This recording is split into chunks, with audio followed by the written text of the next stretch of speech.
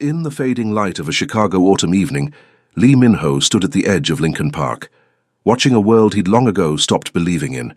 The park stretched before him like a memory of innocence, children laughing, mothers calling, lives untouched by the darkness he commanded. At 42, he'd built an empire from nothing, clawed his way from Seoul's streets to Chicago's shadows, and earned a reputation that made grown men whisper his name like a prayer for mercy. But today something stopped him cold. A flash of gold caught his eye. A little black girl, no more than 9, sat on a bench near the playground entrance, her small fingers tracing the pendant of a necklace that hung around her neck. Min-ho's breath caught. The design was unmistakable. A Korean phoenix rising from flames wrought in gold and jade, with a ruby eye that had taken master craftsmen 3 months to perfect. It was the necklace his grandmother had given him the day he left Seoul. The necklace he'd lost 5 years ago.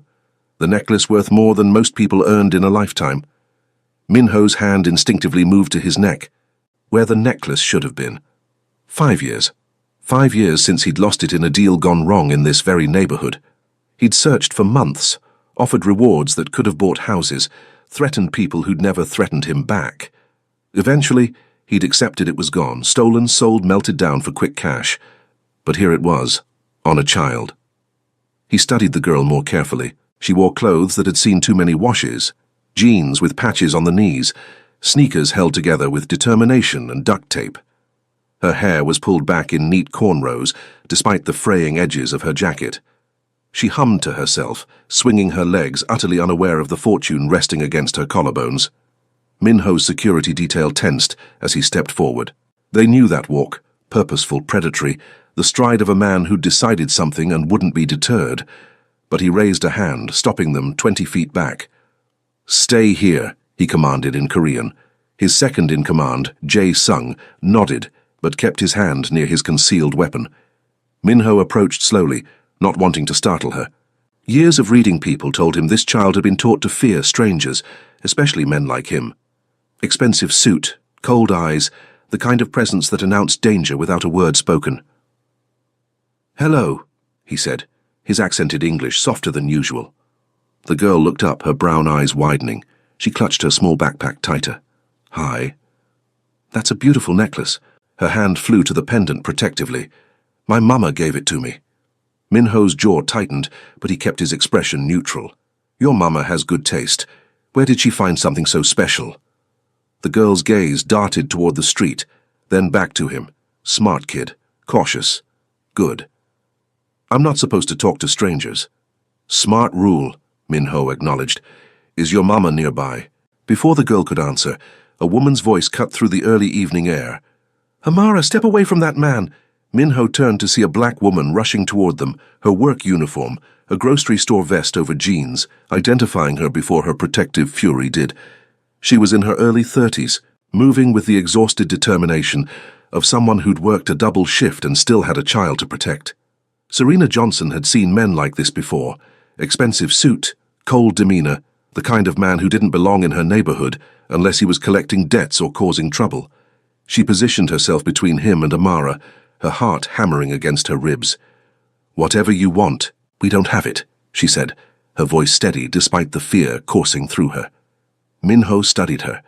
Tired eyes, calloused hands, the kind of bone-deep exhaustion that came from working 3 jobs and still coming up short, but fierce, protective, a lioness with her cub.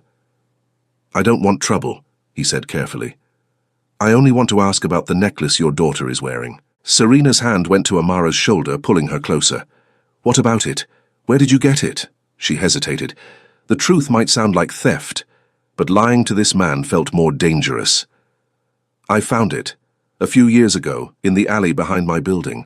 I've been holding on to it, hoping to find the owner." Min-ho's eyebrows lifted fractionally. "You found it years ago and kept it." "I figured someone would be looking for it," Serena said defensively. "It looked important, personal." "And you gave it to your daughter to wear?" "She's careful with things. I thought—" Serena's voice faltered as she realized how this sounded. "I thought if anyone recognized it, they could claim it. I wasn't trying to steal it." For a long moment, Min-ho said nothing. His security team shifted restlessly behind him. Cars passed on the street, Somewhere in the park, children shrieked with laughter, but in this moment, 3 people stood suspended in a decision that would change everything. "It's mine," Minho said finally. "My grandmother gave it to me before I left Korea. I lost it 5 years ago." Serena's shoulders sagged. Of course, the one thing she'd found that might have value belonged to someone who looked like they could afford to lose it. "I'm sorry," she said quietly, reaching for Amara's necklace. "I didn't know. I should have tried harder to find you." But as her fingers touched the clasp, Minho spoke again. "Wait." She froze. He stepped closer, his eyes on the necklace, then on Amara's face. The girl looked terrified, clutching her mother's hand.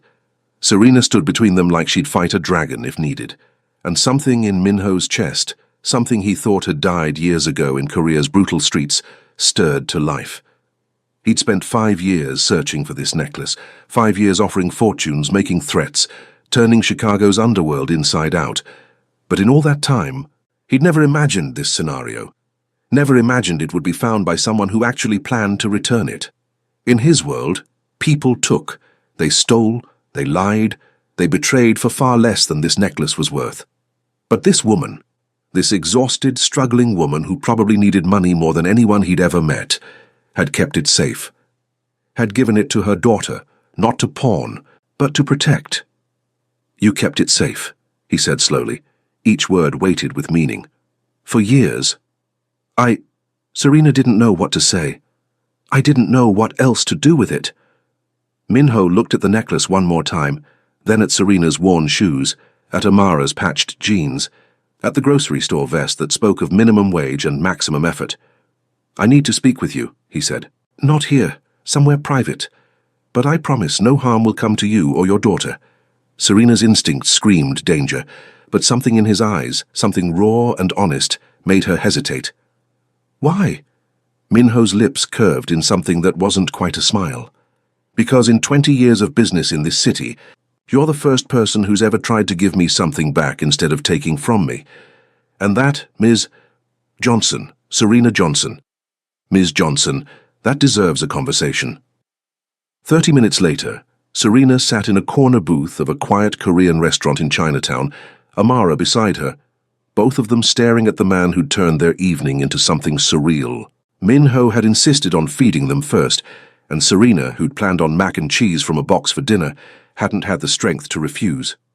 Amara devoured bulgogi with the enthusiasm of a child who didn't get meat often enough. Serena tried to eat slower, more carefully, but the kimchi jjigae was the best thing she'd tasted in months. Minho watched them with an expression she couldn't read. His security team sat at nearby tables, creating a bubble of privacy that made her simultaneously safer and more nervous. "How long have you lived in that neighborhood?" he asked. 7 years, Serena answered, wiping Amara's mouth with a napkin. "Since Amara was 2. And you work at the grocery store?" "Thompson's Market, yeah, day shift 5 days a week. Sometimes weekends when they need extra help." She didn't mention the cleaning job she did 3 nights a week at an office building, or the occasional catering gigs on weekends. Pride and exhaustion fought in her voice. Minho nodded slowly. "The necklace you found, do you have any idea what it's worth?" Serena's hands stilled. "I figured it was expensive.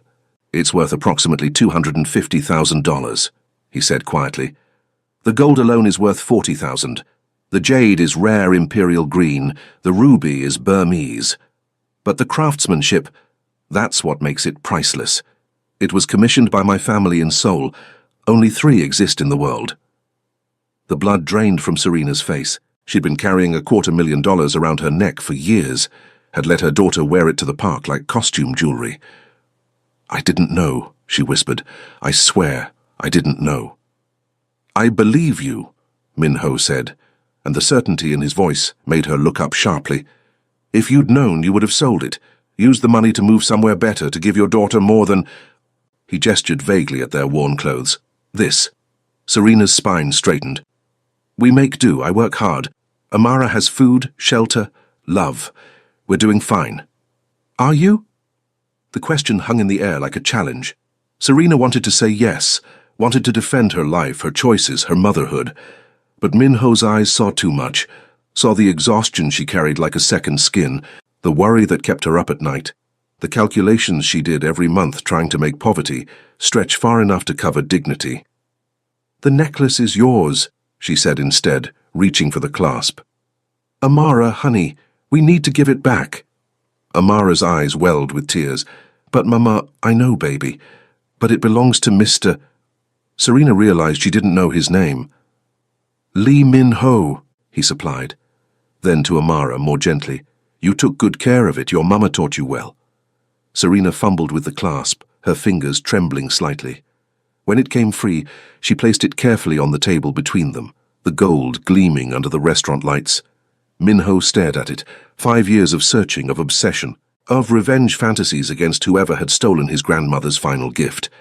And here it was, returned by a woman who had every reason to keep it and no reason to give it back. He didn't touch it. "Ms. Johnson," he said slowly, "in my line of work, I deal with people who would kill for a fraction of what this is worth. I've seen men betray brothers for less. I've watched empires fall over smaller fortunes." He paused, his fingers drumming once on the table. "You holding on to this, planning to return it, that's not something I understand."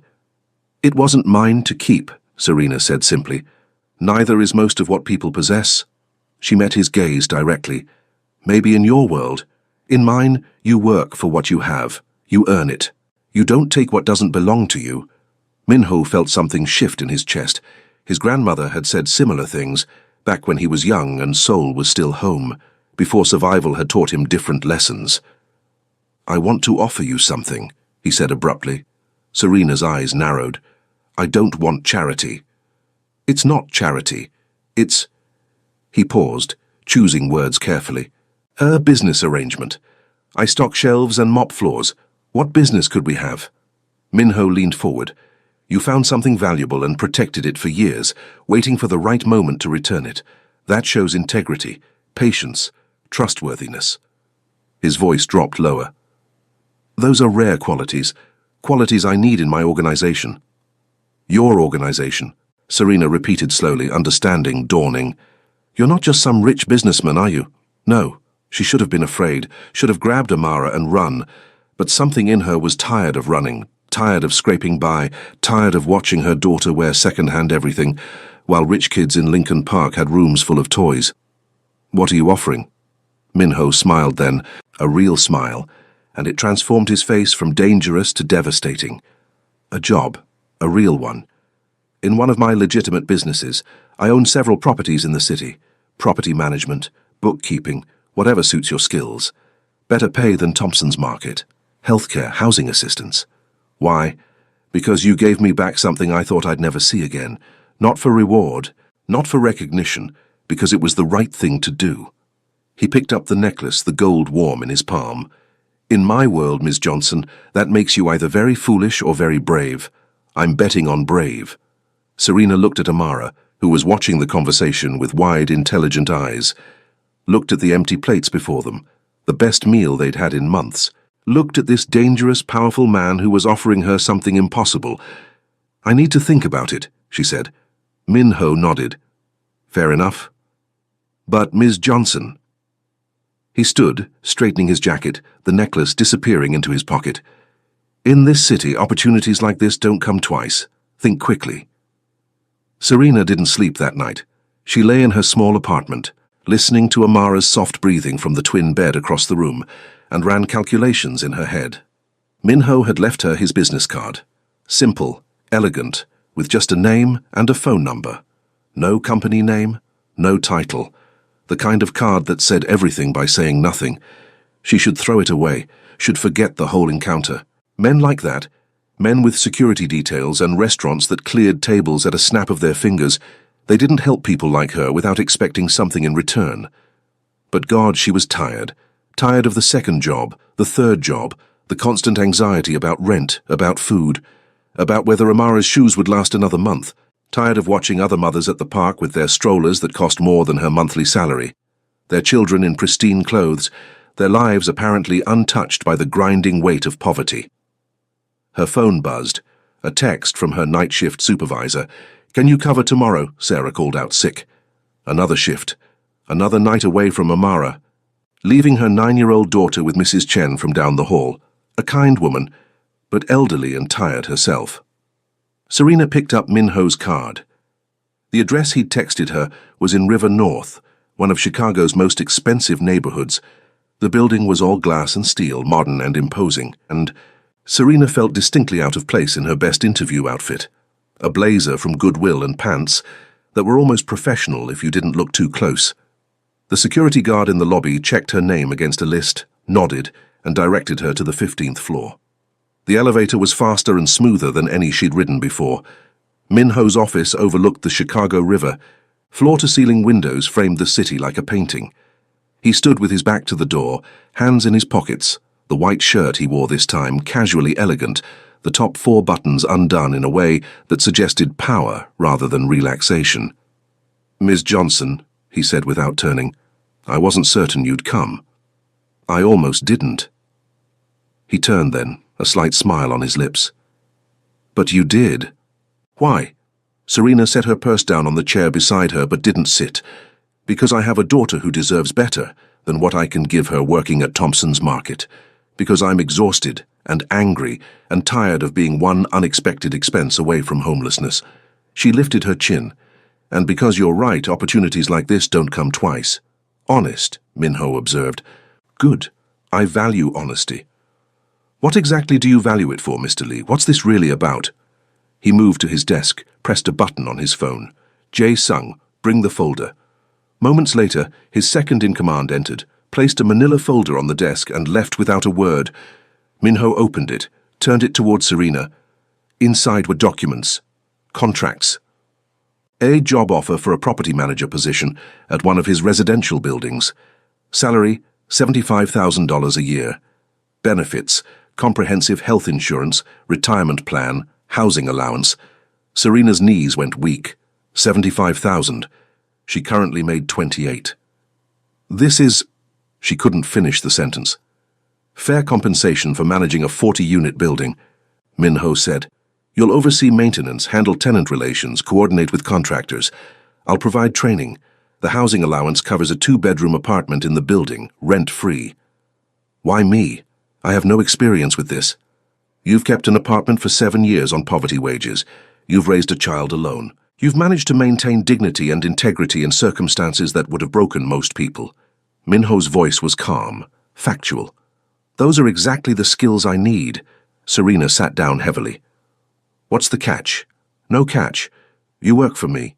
You do the job well. You and your daughter have stability, security, a future. And if I don't do the job well, then we part ways professionally.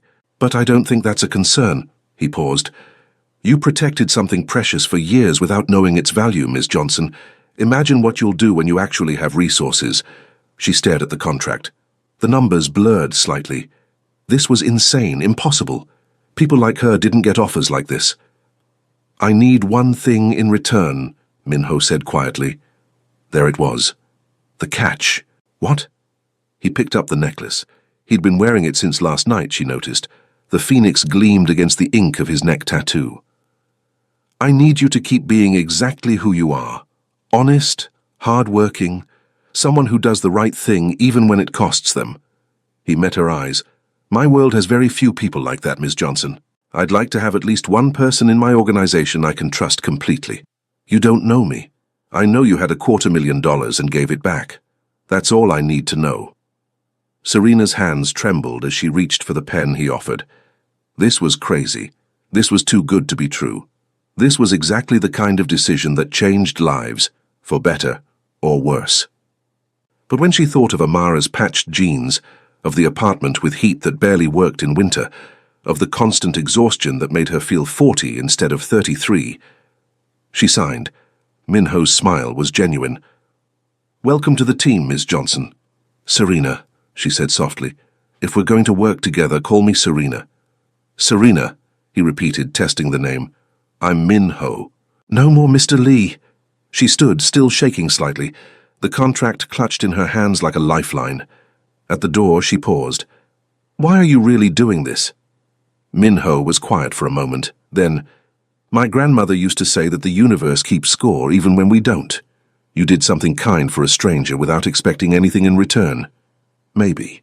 He touched the necklace at his throat. Maybe this is the universe settling accounts. Serena nodded slowly and left, carrying a future she'd never dared to imagine.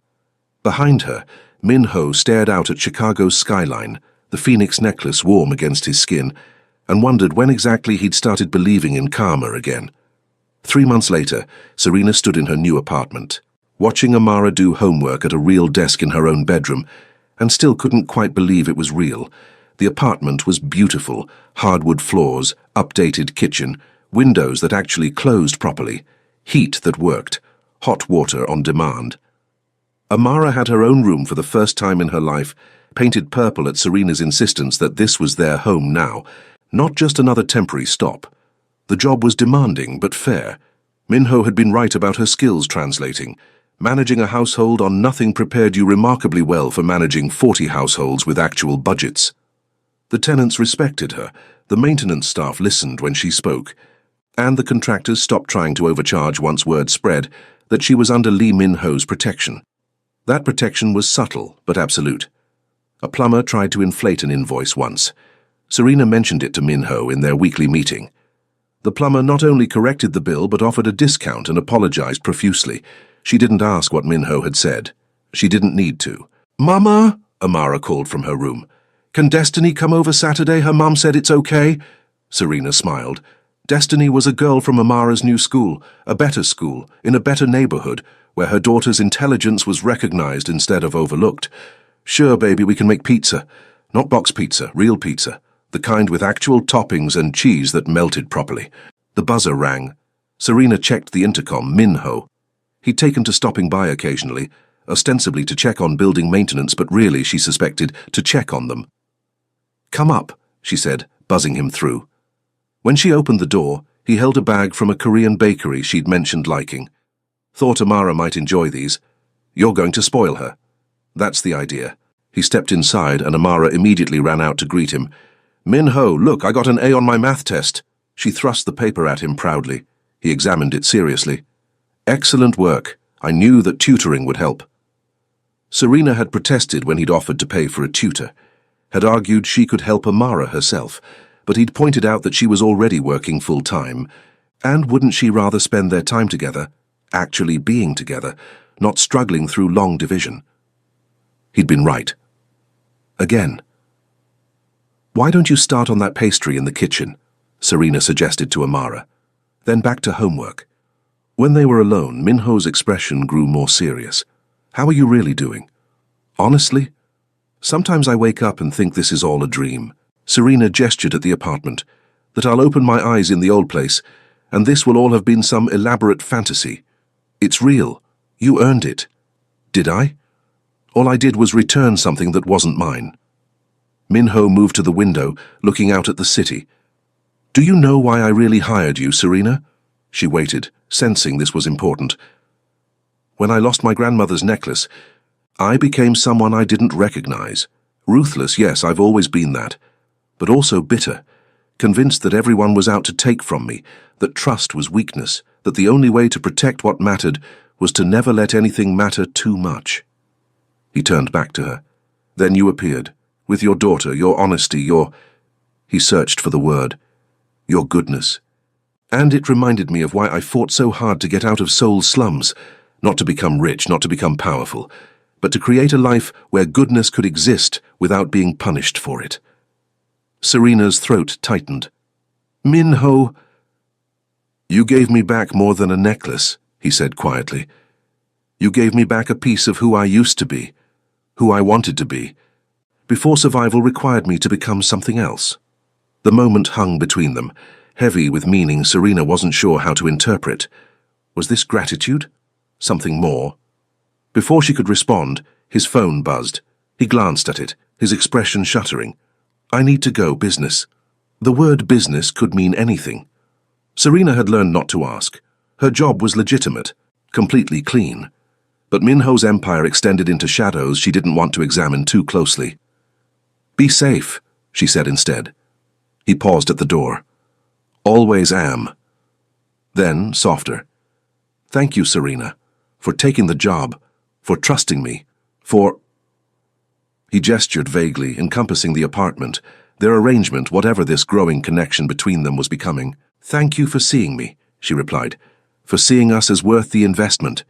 "You're worth infinitely more than I could ever invest," Minho said, and left before she could respond. Serena stood at the closed door for a long moment, her heart doing complicated things in her chest. She'd accepted this job as a transaction, her skills for his money, her honesty for his protection. Clean, simple. But somewhere in the last 3 months it had become something else. Minho had been at Amara's school play, had brought Serena's favorite coffee to morning meetings, had remembered her birthday with a modest gift that somehow meant more than the expensive apartment he'd given them, and she'd found herself looking forward to his visits, had caught herself smiling at his dry humor, had noticed the way his eyes softened when he talked to Amara, the way his dangerous edges seemed to dull slightly when he stepped through her door. This was dangerous territory. Not because he was dangerous, though he absolutely was, but because she was starting to care, starting to wonder if the universe hadn't just settled her account, but started a new one entirely. In the kitchen, Amara laughed at something on her tablet. The sound, pure, joyful, unburdened, was everything Serena had fought for. Whatever was happening with Minho, whatever complicated feelings were growing between them, they'd figure it out. They'd already survived the impossible. A little hope couldn't be more dangerous than the life they'd left behind. Could it? The call came at 2 a.m. Serena fumbled for her phone, heart hammering. Calls at this hour meant emergencies, building fires, burst pipes, crises that couldn't wait. "Ms. Johnson?" Jae-sung's voice tight with controlled urgency. "There's been an incident. Minho asked me to bring you and Amara somewhere safe." "What kind of incident?" "The kind where people he cares about become targets. Get dressed. I'm downstairs." Serena's blood went cold. She'd known intellectually that Minho's world included danger, but she'd convinced herself it wouldn't touch them, wouldn't reach into the safe, clean life he'd built for her and Amara. She'd been wrong. 15 minutes later, they were in an SUV with tinted windows, Amara sleepy and confused in her arms, Jae-sung silent and tense in the driver's seat. "Where's Minho? Handling it. Is he hurt?" Jae-sung's jaw tightened. Not yet. They drove to a high-rise in the Gold Coast, ushered into a penthouse that screamed money and security. Bulletproof windows, reinforced doors, the kind of safe house that made Serena realize exactly how dangerous Minho's life actually was. "You'll stay here until it's clear," Jae-sung said. "Everything you need is provided. Don't leave, don't call anyone. Minho will contact you when it's safe." "What happened?" Jae-sung hesitated. "A rival organization learned that Minho values you and Amara. They thought they could use that against him." "They thought wrong?" A grim smile. "Very wrong. Minho doesn't negotiate when it comes to people he protects." After Jae-sung left, Serena tucked Amara into the master bedroom. California king, Egyptian cotton sheets, the kind of bed that cost more than their old monthly rent. Her daughter, exhausted and confused, fell asleep within minutes. Serena sat in the living room, watching the city lights, and faced the truth she'd been avoiding for months. This life, the good job, the nice apartment, the stability she'd craved, came with a price. Minho's protection extended to them now, which meant his enemies did too. By accepting his help, she'd pulled Amara into a world where people became targets, where 2 a.m. calls meant danger, where safety required bulletproof glass. Her phone buzzed. "Minho. You and Amara safe?" "Yes. Jae-sung got us here. Are you okay?" A pause. Then, "I will be. I'm sorry. Serena, this shouldn't have reached you." She stared at the message. He was apologizing. As if this was his fault, as if offering her a better life meant he'd somehow betrayed her by bringing danger with it. "Can I call you?" "Not safe right now. Soon." Serena set the phone down and made a decision. Minho arrived at dawn, exhaustion in every line of his body. The white shirt he wore was splattered with blood. Not his, Serena noted with relief. His knuckles were bruised. The phoenix tattoo on his neck stood out starkly against skin pale with adrenaline crash. "It's handled," he said without preamble. "The threat's eliminated. You can go home. We need to talk." He closed his eyes briefly. "I know what you're going to say." "Do you? You're going to tell me this isn't what you signed up for? That you can't raise Amara in my world? That the apartment, the job, the security, it's not worth the risk?" He opened his eyes, and the pain in them nearly broke her heart. "You're going to walk away, and you'd be right to." Serena stood. "You're wrong." Min-ho blinked. "What?" "I'm not walking away, but we are going to establish some ground rules." "Serena." "First," she continued, moving closer, "you don't get to decide what risks I'm willing to take for my daughter's future. I've been making impossible choices my whole life. This is just another one. This isn't about grocery budgets and rent. No, it's about whether Amara grows up in poverty, struggling like I did, or whether she gets opportunities I could never give her.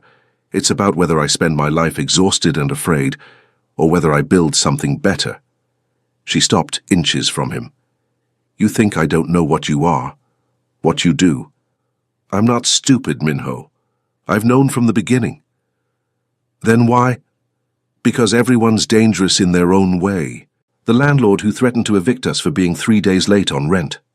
The manager at Thompson's, who suggested I could keep my job if I was friendlier to him. The city that watches black kids like Amara and sees problems instead of promise." Her voice hardened. "At least your danger is honest. At least you protect instead of prey."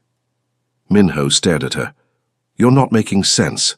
I'm making perfect sense. You gave us a chance when no one else would. You've kept every promise you made. You've never treated me like I owe you anything beyond good work." She reached up, touching the necklace at his throat. "You're a good man pretending to be a bad one, and I'm a smart woman who knows the difference." "Serena," he breathed, covering her hand with his. "This life, my life, it's not safe, it's not clean. People get hurt. People get hurt everywhere. At least in your world, someone fights back." They stood there, hands touching, the necklace between them like a promise. Dawn light crept through the bulletproof windows, painting everything gold. "I can't offer you normal," Min-ho said quietly. "I can't promise there won't be more nights like this. I don't want normal.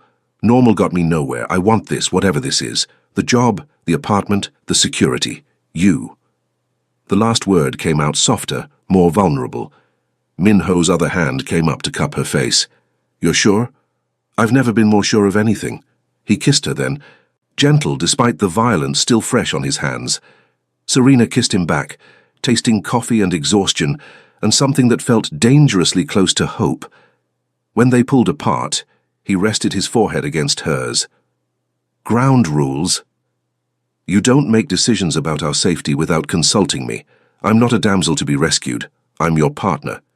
"Partner," he repeated, testing the word. Then stronger. "Partner, yes. And Amara's safety is non-negotiable, whatever it takes. Already handled. I've quadrupled security on the building, assigned personal protection, updated all protocols." "Good." She pulled back slightly. "Now go shower. You look like hell." Min-ho laughed, a sound so unexpected and genuine that Serena felt her decision confirmed. This man, dangerous, powerful, ruthless to his enemies, could still laugh, could still be reached, could still be saved maybe by a woman who'd learned to fight long before she met him. As he headed to the bathroom, he paused. "Serena, thank you." "For what?" "For not running, for choosing this, for—" He touched the necklace again. "For everything." She smiled. "Thank you for finding us in that park. For seeing worth in a woman who'd given up on being seen. I'll always see you," Min-ho promised, "from now until forever." Amara's 10th birthday party filled Min-ho's penthouse with laughter and chaos. Children from her school, friends from the building, even Mrs. Chen from their old neighborhood. Everyone Serena and Amara cared about, gathered in celebration. Min-ho stood at the edge of the festivities, watching Serena coordinate games and cake, with the same efficiency she brought to managing his properties. She'd expanded her role over the past year, now overseeing 3 buildings, proving every day that his faith in her had been justified. But more than that, she'd changed him, softened edges he thought were permanent. Reminded him that power could protect instead of just destroy, that family could be chosen, not just inherited. Amara ran up to him, face sticky with frosting. "Min-ho, Mom says you have a present for me." He smiled, producing a small box. Inside, a delicate necklace, a phoenix smaller than his grandmother's but crafted by the same jeweler in Seoul. "For when you're older," he said. "To remember that sometimes what's lost can be found again. That kindness is never wasted. That family is what we make it. Amara finished, repeating words he'd said before. Serena joined them, slipping her hand into his. No ring yet. They were taking things slow, building something solid, but the promise was there. "Happy?" she asked. Minho looked at his penthouse full of life. At the child who'd led him back to his own humanity, at the woman who'd gambled everything on his capacity for good. "Completely," he said, and meant it with every fibre of his being. The necklace at his throat gleamed in the afternoon light, a reminder that sometimes what you think you've lost forever comes back to you, transformed into something even more precious.